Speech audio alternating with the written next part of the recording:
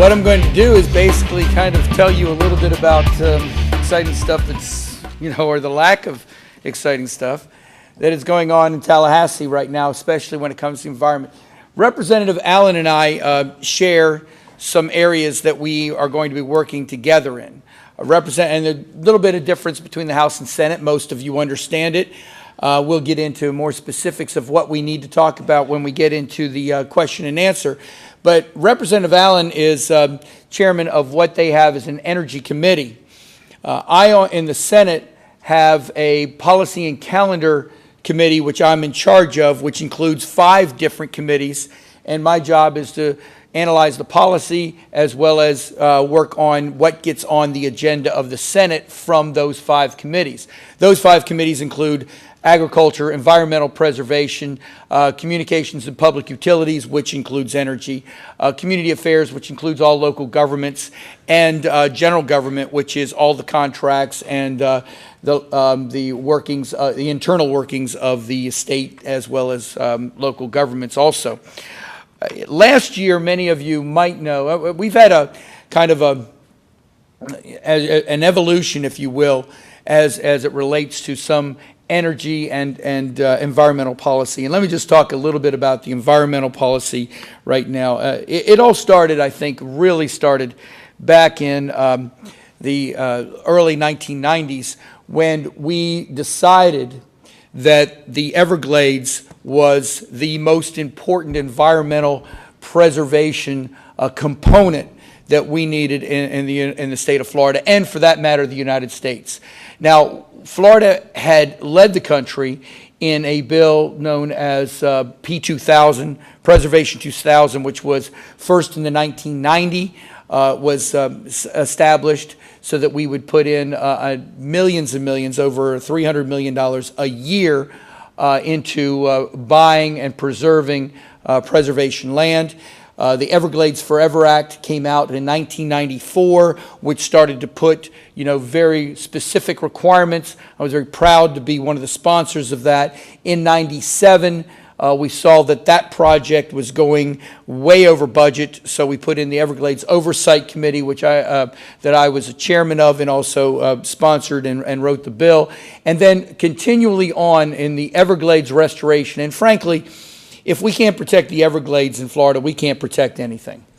It is the most important natural resource east of the Mississippi River and in North America.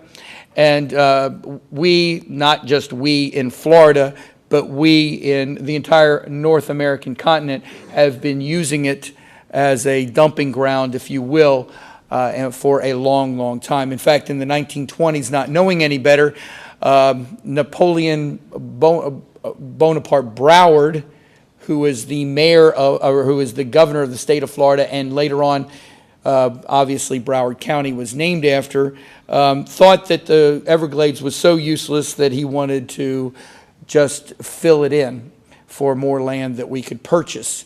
And so that was the beginning of the boom, if you recall, in the 1920s, the Florida first land boom. So we have had to, in many ways, take what nature has given us, in some cases, what we as human beings, as well as what what nature has provided in many cases, and try to fix the Everglades. We talk about so much phosphorus in the Everglades. About 50% of the phosphorus in the Everglades comes from the Sahara Desert.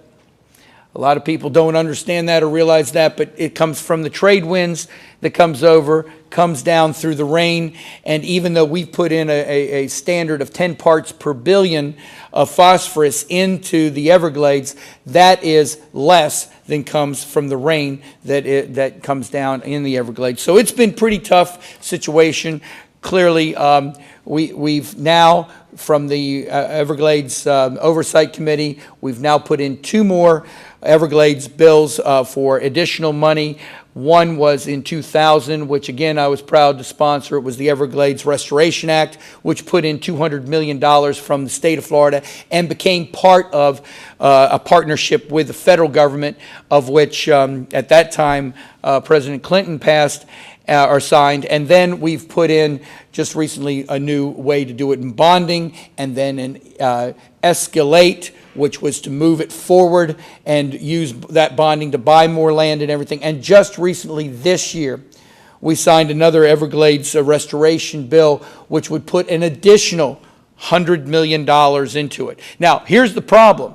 We are supposed to be partners with the federal government, and the federal government, whether it's been under Democrat or Republican, has not met their obligations. Florida, to this point, has put in more than $2.7 billion into the Everglades restoration. The federal government, from our estimations, has put in about $500 million. And they continue to not pass the bill that has the funding in it, and we're a little bit frustrated with that. And again, it's been under Republican or Democrat. So we've put a concerted effort this year with the Everglades Oversight Committee, which again I'm a member of and was reconstituted this year, to work very hard to get our partners in the federal government to bring money back down for Florida to help us in the cleaning, protection of the Everglades. Here locally, you've seen a lot of things about the myregion.org and trying to protect the 7 jewels. Frankly, that is a very commendable opportunity that we at the local government level should be doing. I chaired the Wekiva task force. As you know, that particular piece of legislation passed in 2004 and is there to protect the Wekiva River Basin, the spring shed, as well as be able to complete the Beltway. I am still chairman of that commission. Part of the bill was that we would have a commission ongoing to ensure that what we had asked to be protected and get done through the agencies was happening. We are still doing that, and that is an ongoing preservation and something that, frankly, I think is we should all be proud of. The Everglades, or the Wekiva, is the single most important resource, especially for water, we have here, that entire basin here in Central Florida. And if we don't protect that, we will run out of clean potable water ultimately. So that is an extremely important issue. But another issue that's starting to come up, the myregion.org and the 7 jewels, I have a bill right now that's put in there so that we can use tax increment financing dollars for the counties as well as the water management districts to buy that land that they want to protect. I think it's got legs and it has a very good chance of passing. I think, and I'll let my good friend talk about his oceans protection bill that I know that it's very important to him and something that I support him on that he's doing this year. One of the things, though, that I think is most important when you truly talk about long-term protection of the environment is our energy policy. Florida last year passed Senate Bill 888, which put us exponentially ahead of almost every other state when it comes to long-term planning and looking at what we intend to do as far as our future needs and our agenda when it comes to energy. We also put in tax incentives for hydrogen technology, tax incentives for solar energy. As we all know, Solar Energy Center is part of UCF and out at Melbourne. And we continue this year. Representative Allen and I have a number of different initiatives when it comes to the Energy Commission and what we intend to do. I'm very proud to sit on the Energy Commission. I'm the only legislator that does. It's a 9-member commission. It started its journey down the path of us changing the chart of energy use in Florida. Today, we use about 80% fossil fuel. The charts that I saw last year when we started this Energy Act is that in 2014, we were going to use 81% of fossil fuel. And the alternatives, renewables, recyclables was still so small piece of the pie in that chart that you would starve on it, and less than 1%, frankly. And our intent with this Energy Commission and this energy policy is to change that chart. Completely change that chart.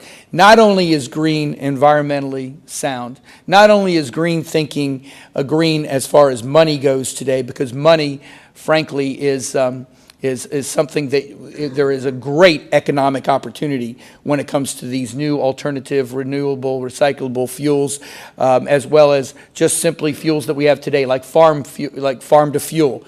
Our own ethanol and sugar, sorghum, and the like, even citrus, is cleaner and actually produces more energy efficiently than does corn when it comes to ethanol. So we have right here in Florida the opportunity to use farm to fuel products without losing anything for food, just to use it for ethanol and other alternatives, as well as hydrogen, as well as solar, as well as a number of other different opportunities that we are pushing right now. And as I said, I think after Representative Allen talks, we might get a little bit more detail into that. But it is also sound long-term vision for the future as far as being patriotic.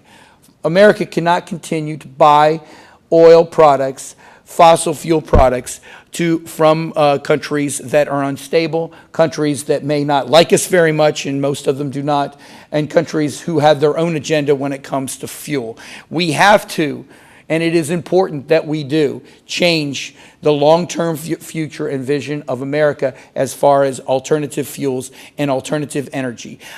Somebody once said, and I think it's quite true, that if John F. Kennedy had said back in 1962 that in 10 years, or 1961, in 10 years we are going to land a man on the moon, if he had said instead that we are going to be energy efficient in America, sufficient, independent, that we would have been. We need to set high goals. And the highest goal that we can set right now, and the thing that we need to set as being the most patriotic, most efficient, and most environmentally sensitive thing we can do, is to find alternative fuels that we ourselves control and are independent of any other fossil fuel other than the ones that are here in the United States. We also have to find a way. America is the Saudi Arabia of coal. Coal is not popular because coal produces byproducts that hurt the ozone. That is true. The science still has not caught up. But we have to find a way to make the byproducts of coal another product that we can sell or can store or can find a way to make it environmentally sound, because we could today, using nothing else but coal, power America for 250 years. Just using coal. So right there, we have to find that alternative. It's not an alternative fuel or renewable, but we have to find that fossil fuel, Americans' fossil fuel, as a way that we are going to turn it into a clean producing energy product. And with that, I'll let my good friend Representative Allen speak, and then I will look forward to talking to you on questions and answers. Thank you. I've had the honor of following Senator Lee Constantine, who is a great senator in the Florida Senate, for leading the charge on the important issues of the environment that we live in and the economy that we grow within that environment. And those are two things that have to be separated. In fact, they must be together. And Senator Constantine is one of the known leaders in the Senate for being able to say there's a way to make money while saving and preserving the beautiful part of Florida that we live in, and we can do them both together. Lee served in the student government that was mentioned. I was vice president of the student body a few years after Lee here at University of Central Florida. So it shows you student government at University of Central Florida can lead you to the legislature if you work hard. I want to give a brief commercial, even though my portion of the quick talk here is about energy. As chairman of the House Energy Committee, I wanted to give that brief commercial about the Clean Ocean Act. Right now, around our state, there's about 12 to 13 gambling ships. And gambling ships are gambling ships, no matter what they do. We're not against slot machines, we're against their toilets. But what they do is they go out to the 3-mile limit where they're allowed to turn on their casinos and make their money. They're also by federal law allowed to dump what they call type 2 treated sewage, which is not very treated. It's more sewage than treated. And they've got 1,400 people on one boat and 1,200 people on another, 700, 400, 1,800, you know, it goes around the state. And by the end of the year, they've dumped 44 million gallons of poorly treated sewage around our state. And because of the shelf, the continental shelf type of shoal that we have around our beaches, that water ebbs inward toward our shores more than it ebbs outward away from us. So we're getting a good dose, an increasing dose, an ever-frequent dose of sewage off our shores that is not good for the marine life or the human life in that area. We have a simple request in the bill. If you're going to pick up Floridians to go gamble, when you come back, bring back the sewage and have it treated on a pump-off station in a regulated utility. That's all we want.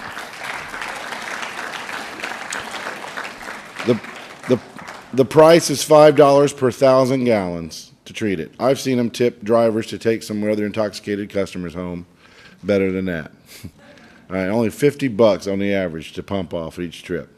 They make a lot of money, they can afford to do it. We're going to see if we can get that done. And I appreciate Senator Constantine mentioning that bill. Senator Constantine led the way in energy last year on Senate Bill 888 that he told you about. That was the initial platform. Florida does not have an ethanol plant. Florida does not store natural gas. Florida has one pipeline that goes from Tampa to Orlando area to bring our jet fuel, our diesel, and our gasoline.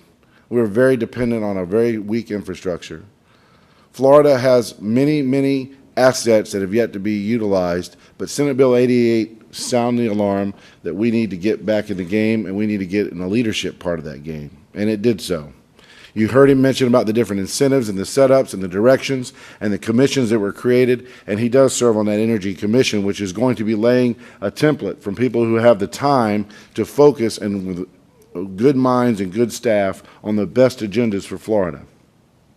As we start out on that process, I wanted to bring you alert to what we've got right now cooking in Tallahassee at the halfway mark of the game. And that is the energy bill that came out of the House. Senator Constantine and I are going to be fitting those two bills together because, as you know in your civics lesson, the two bills have to match from the Senate and the House in order to pass as a law to the governor for his signature. So we are going to be proceeding forward. The governor, Governor Christ, has stepped up and said that he wants to see good resources, even in this tight budget, for energy and energy independence and alternative fuels. The House of Representatives bill asked for about $90 million of taxpayers' dollars to be directed that way, which is a substantial amount right now in these budget times. But let me tell you an example of who we're competing against. We're competing against ourselves, but also in a global marketplace. But for example, the state of Pennsylvania, that has a $26 billion budget. Florida has a $72 billion budget. The state of Pennsylvania, with $26 billion, has $850 million on the table to go toward energy projects. We have 90. See the difference? Level of commitment, level of priority. So we have to make sure that we keep those things. But Florida has some naturals that applying the right amount of money in the right kind of places gives us an advantage and lead. Let me go over those for you real quick. First, in the energy area of infrastructure, you heard me mention that. It is important that when we have natural gas coming to this state, that we don't just depend on it continually flowing from the pipe and depend on the price that the pipe provides us. There are times when a chill will run through the Northeast and the pipe and the usage of supply and demand of gas will peak and the price goes up. It's a commodity. And when that goes up, Floridians end up having to pay almost the same price as some very cold, snowbound Northeasterner. We don't want to try to do that. It'll be very simple for Florida, and there's some plans in the works, and we're going to incentivize that in our bill to build large liquefied natural gas storage. They call it LNG. What you do is you take the gas and you cool it to such very low temperatures that it liquefies. And as long as it liquefies in that cold, cold state, it's very storable. And then as you warm it up, or as it warms up naturally, it'll vapor off back to gas. That liquefied natural gas storage at the correct intersection of the gas pipes down in mid-South Florida would provide us an 8-day supply. an 8-day supply in case of hurricanes that hurt the refining area and stop the flow from the gas coming into our pipes, or during those commodity changes I talked about when there was a chill. Then we would be able to use the 8-day supply to keep market prices and ratepayers in a better position, and then refill it when the price goes back down. That's one of the goals of that area. The electric grid in Florida, always challenged to keep up and to be better and to keep ahead. The electric grid of Florida has the basis and foundation of it are the utilities, be they the city utilities or the large corporate utilities that we've allowed to have a chance to do in our area throughout the state of Florida. They've followed a business plan to date that meant oil, gas, and coal, if they could get it, and when they were going to use it in the right way. When they've used those fossil fuels, they've had a business plan to recoup their investment, even in the nuclear field, the same way. We have to be cognizant of that as legislators, that when we ask people to go out and build a grid and maintain a grid with those traditional fuels, that we don't pull the rug out from under them immediately, but we ask them to join with us as a partnership to move toward alternative fuels and set those levels together. And we're starting to do that in this bill. The electric grid would also start looking at other forms of energy that can be used and Florida-based. You heard coal mentioned. There's a process called coal gasification. As you shred the coal into almost a powder and you burn it at such hot temperatures that it actually elementally separates to where you get a lot of heat for making electricity.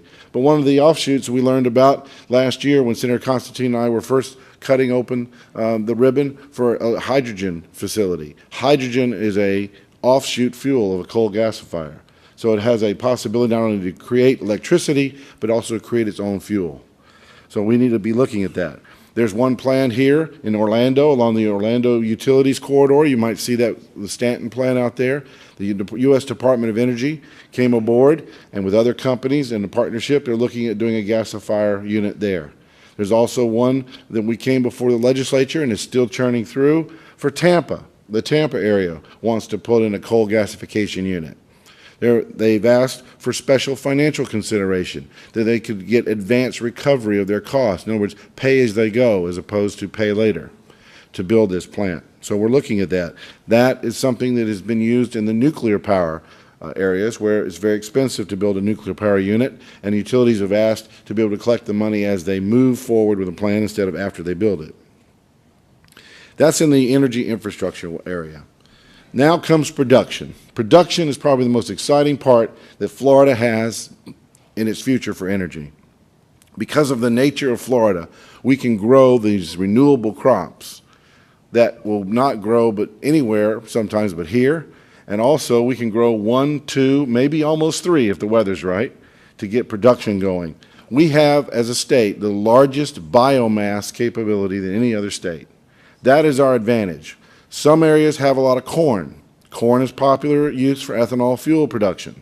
But other than corn, we have many other things along the pipeline that can be used for that production of ethanol fuel. You heard about bagasse, a fiber substance that is surrounded around the sugarcane industry. They have lots of it by the ton. If they could make that into both energy production and ethanol product, there's some very good returns on that. Biodiesel is being looked at as a fuel. And before I leave to biodiesel, let me mention the orange peels and the orange juice industry that has long been here, and they've got some very productive ways of looking at creating ethanol. In fact, think about this. There's a pile of oranges in South Florida. About 40% of every orange peel, of all the orange peels in Florida, are piled in one spot. Imagine what that looks like. That's a lot of orange peels. If you can turn those into ethanol fuel, which they think they can, they know they can, then there's some real opportunity there. That's unique to Florida, and we want to be able to produce that. The biodiesel area is really an interesting thing because it provides a chance for clean biofuels that burn at a 90% clean rate. It smells like French fries instead of sulfur. It's an interesting fuel that can be created here in Florida and burn.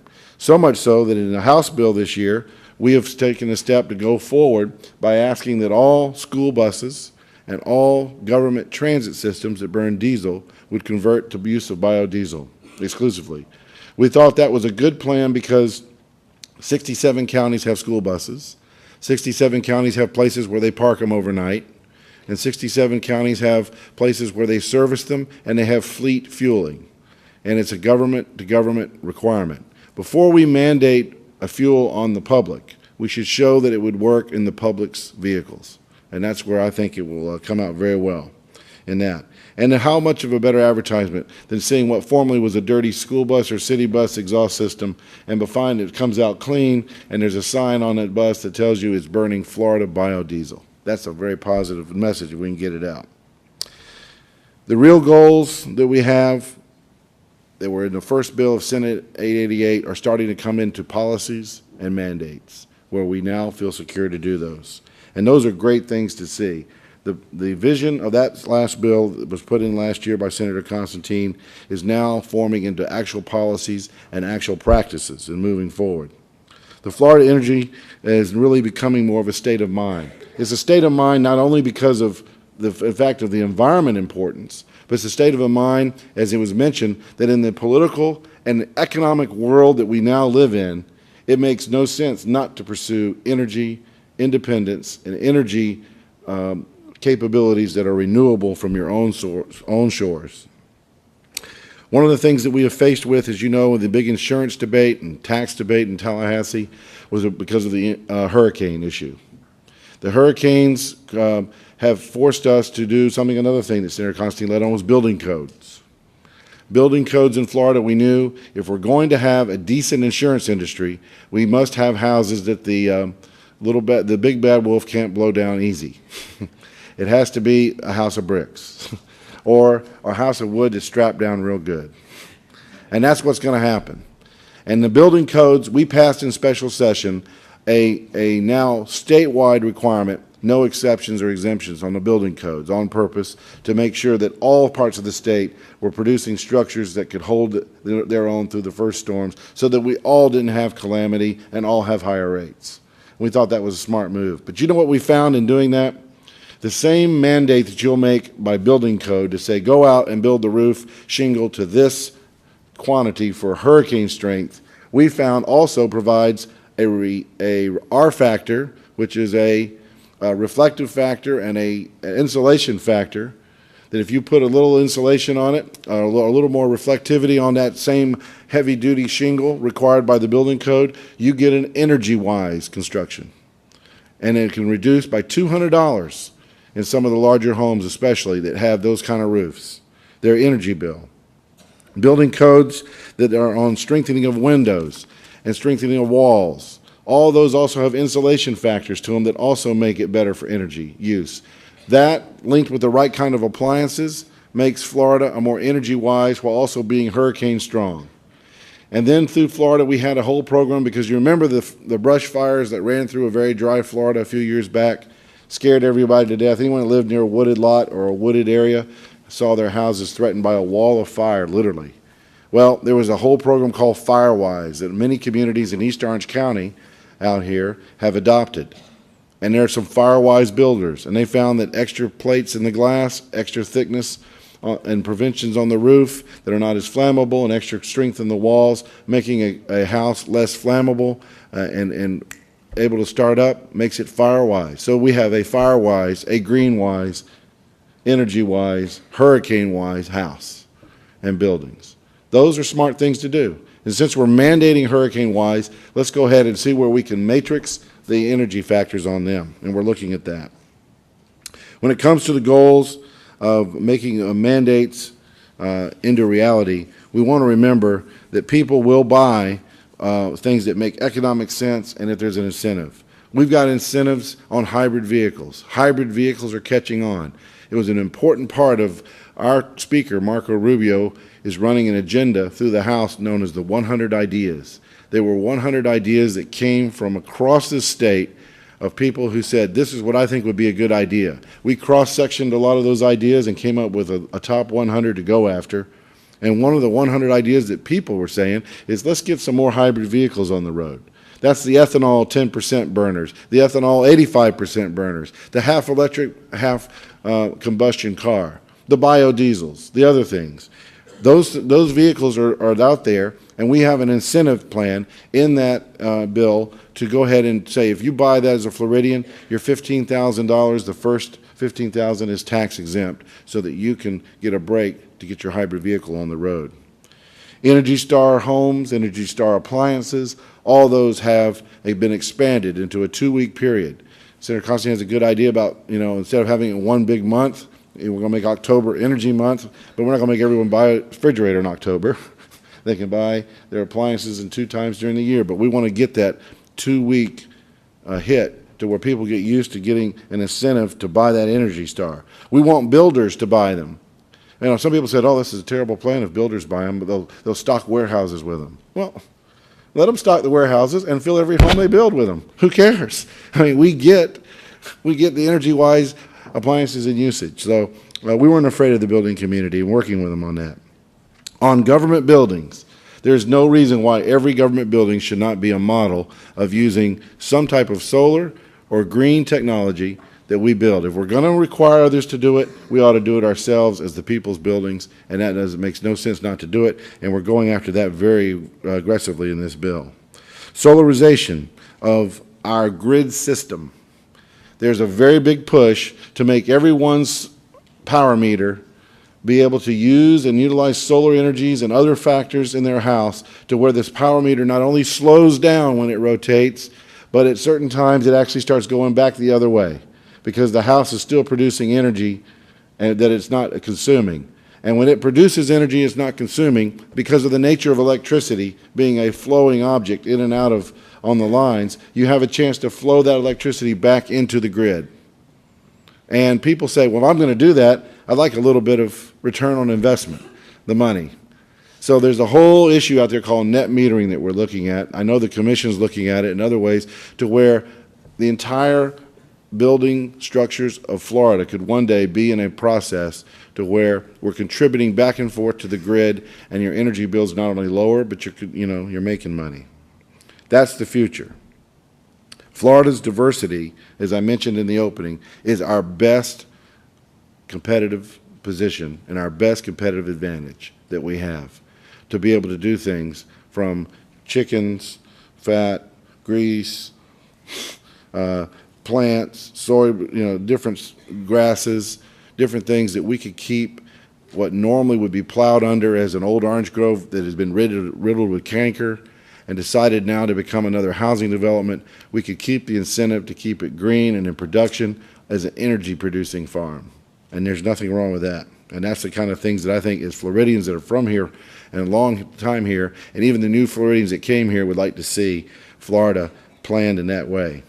And I'll close with this. The space technology that was mentioned earlier, as you know, probably did more to revolutionize the commerce and the technical leadership, of course, of this nation than any single feat.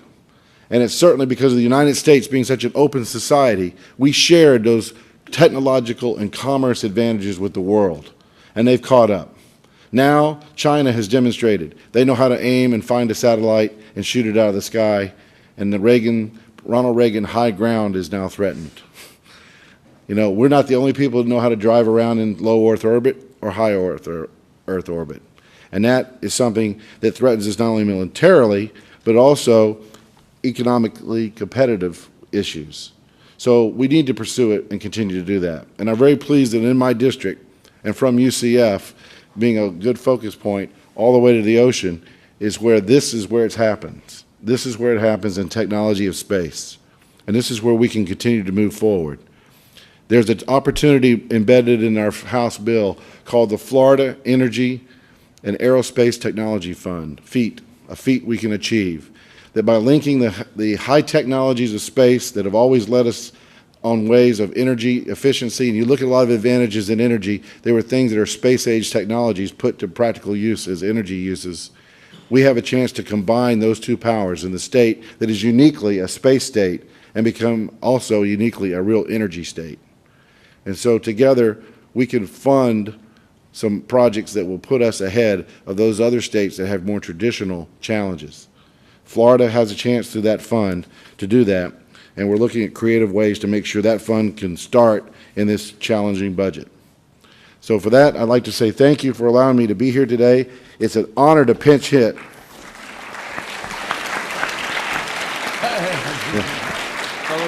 The House Counsel and Senate Committee on Budget have come out with their appropriations, and the Florida Forever program is about $100 million less than was recommended by Governor Christ. I wonder if you could comment about that, and is, this is kind of an alarming amount of money that we're losing. No, thank you for the good question, and I don't look at it as losing. Whenever you deal with a budget, especially one that's looking at $800 million less than we had last year, it's real hard to increase. The Florida Forever bill, which I think you also know I sponsored, that was one of my bills, and we are actually now looking at the next generation of that and putting more and more resources into water, because I feel that that obviously is something that we have to do here in Florida to continue to maintain, the fresh potable water that we have. But it's not that we are less, it's just that we are not as much as some people wanted this year, because with the increased costs of land and everything that, people wanted to have increases. The next generation, we are looking at putting in, a higher threshold of what the minimum will be. And remember, when Florida, when you're talking about minimum and $300 million a year to buy, and preserve land, that's more than any other state does. Any other state does. And we have done it for 20 years and are committed to do it for another decade with the next generation of Florida Forever. So it's not about how much we lose, it's how much the governor asked for one thing. I believe that the latest budget puts it at the level that it is intended to be at the bill. There are some, but that doesn't include all the money that they put in for water projects also. That doesn't include some other programs that they're talking about in purchase of land, such as in Wekiva, we have to buy the pine plantation. We have to buy, we've already purchased neighborhood lakes. We are still looking at buying some of the other land that connects between the Ocala National Forest and the Wekiva. So there is other dollars in there that would be above and beyond the Florida Forever. But that doesn't mean that we're also not trying to get a few more dollars in that too. So we are, don't be alarmed. It's just, at this point, it is sometimes hard to maintain what you have, and that's not even on the table. That's not on the table. It's how much we're trying to increase it. And the one good thing that we have gotten right now is that land has stabilized. Unfortunately, for a while it went up, far too much. And, for us to be purchasing this raw land, and now it's stabilized, so we're in pretty good shape there. You mentioned the budget differences between Florida and other states as far as the budget, the percentage of budget used for energy projects.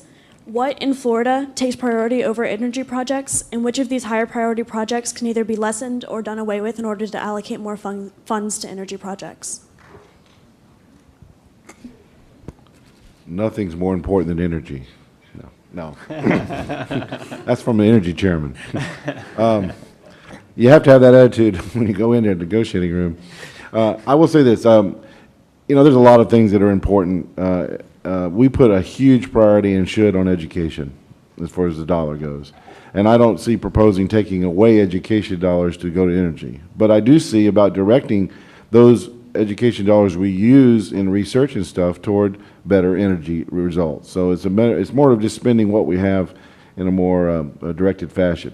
Farm, the agriculture budget, there's a lot of money that they spend that they now want to spend toward energy production. So traditionally, you never would have walked into the agriculture department and say, I want you to grow this or that, and let's try some energy things. So it's more rearranging the assets than it is to try to cut someone that we have. And thank you, and Bob, that's very good. And one of the other things that we're doing is we want private enterprise to do a lot of this that we're working on. I mean, it's not just a question of us doing it. It's a question of like the incentives that we gave to the hydrogen technology. That is to incentivize companies to come down here and do that, because that's the most common element we have in the world, and it's the next generation. Just like we put so much money into solar, we put that to piggyback onto the federal government dollars that we're doing it in that. Both Representative Allen and I are continuing to put in this bill additional money that they haven't done. And there is you have to be very careful about when you compare state government budgets, because one of the things in our case that we put a great deal of emphasis in that they will throw into their technology and don't take is the Florida Forever, buying land, the Everglades, buying land and doing that in like Pennsylvania that Representative Allen indicated. A lot of that money is used just to clean up the coal problems that they have. So it's, where we're trying to clean up the Everglades. and so it's not necessarily dollar for dollar. We believe that with 888, we've set the platform to move forward and to do the things that we need to do to continue to generate more and more dollars for energy research. My question is geared towards economic sustainability and ecological sustainability. Obviously, they don't always go hand in hand. In your plan where you're talking about the capability of Florida's biomass, well, there's sound research that shows that increased agricultural runoff has been part of the degradation of the Florida Everglades, the Kissimmee River, and other environmental areas. How do you plan to stifle that with increased agriculture?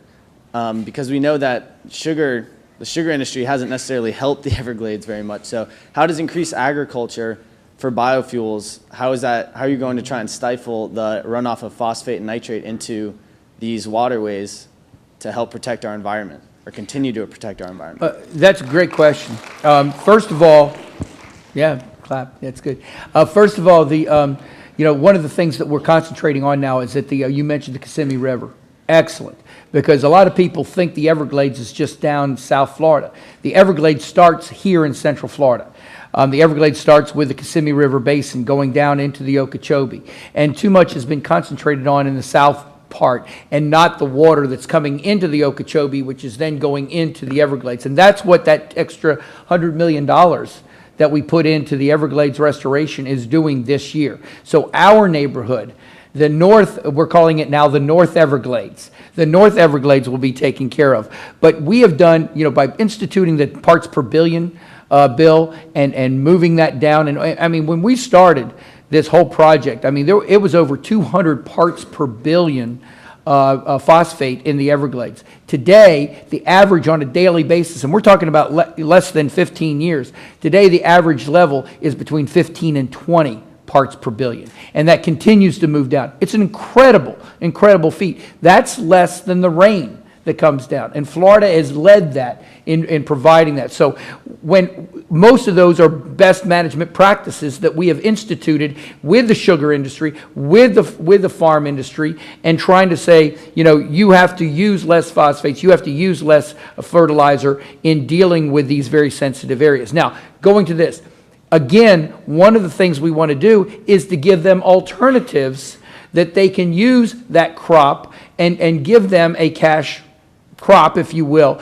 by turning some of their product. And we're not putting all of our money into this. I understand. Farm to fuel is a piece of the big picture. It's just nice to know that they're there. I was at a Farm to Fuel Summit just back in January, and there were 300, and I say this affectionately, dirt farmers there with fingernails still dirty, excited about getting into biodiesel and ethanol production. I mean, that is the turnaround that you're seeing now. We have enough product that is not used, as Representative Allen indicated about all the peels, that is not used. And the University of Florida just came out with the fact that, on the grass and how we can turn grass into ethanol, certain kinds of grass that are exclusive to Florida. So, I mean, we are, we are looking at that as one alternative in a much bigger picture, which includes hydrogen, which includes solar, which includes, all these other nuclear.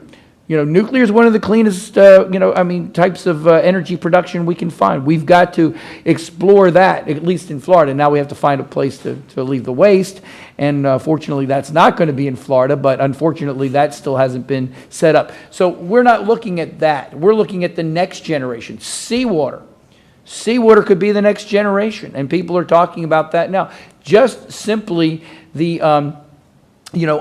flow of the of the water that comes towards Florida from Africa, that whole scenario could generate so much electricity that we wouldn't need to use anything else in Florida just for electricity. But the idea and the opportunities and the exploration that's going on right now is just exciting, and you're just going to see that in the next 10 years, just all these things come to fruition. If I could, real quick, that's what he mentions is an exciting thing. We've had scientists in our offices that have shown us that large turbine in the Gulf Stream, which moves at a constant 4.5 something knots moving past Florida, that a large turbine with all the expertise we have on gear ratios and stuff that could be turned down, a very large turbine turning constantly at 4.5 knots, when you gear it down and turbocharge it to the end of a real turbine that needs to create electricity, you can turn them and turn them and turn them and never stop. And it really does make it, and that's an absolutely clean technology, but there's some unique opportunities to have to build something like that. But Without hurting the ocean. Yeah. Without hurting the ocean.